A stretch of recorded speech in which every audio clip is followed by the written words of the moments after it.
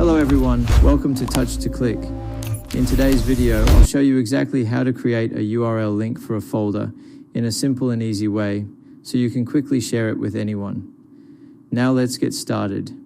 Step 1, open your browser and go to drive.google.com. This is the web address where you can access your Google Drive, which is a cloud storage platform used to store and manage your files and folders online. Make sure you are signed into your Google account so you can see and upload your folders. Step 2. Once your folder is uploaded to Google Drive, locate it in your Drive dashboard and right-click on the folder.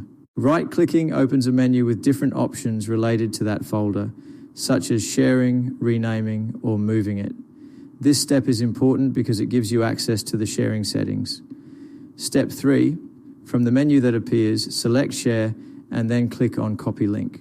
The Share option allows you to manage who can access your folder, while the Copy Link option generates a URL that you can send to others. This link is what people will use to open your folder directly. Step 4. After clicking Share, check the permission settings because by default it may be set to restricted. Change it to anyone with the link if you want others to access the folder without needing your approval. Adjusting permissions is very important to control who can view, comment, or edit your folder. Step 5. Once you have adjusted the permissions, click Copy Link to copy the URL to your clipboard. You can now paste this link into an email, message, or anywhere you want to share it.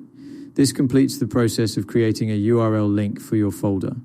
Thank you for watching, and don't forget to subscribe to Touch to Click for more helpful tutorials.